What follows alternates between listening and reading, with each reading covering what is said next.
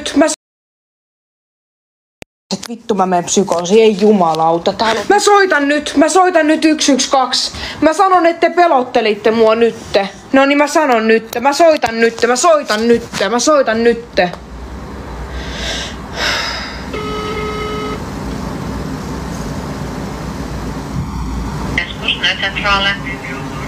Moi, niin mun huoneeseen lensi äsken lintu, niin tarkoittaako se sitä, että mä kuolen kohta? No, mitäpä luulet?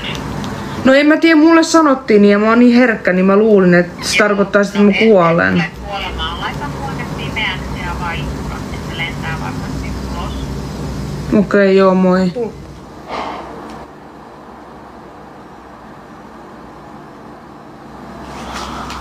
Ei vittu. Ohjaaja!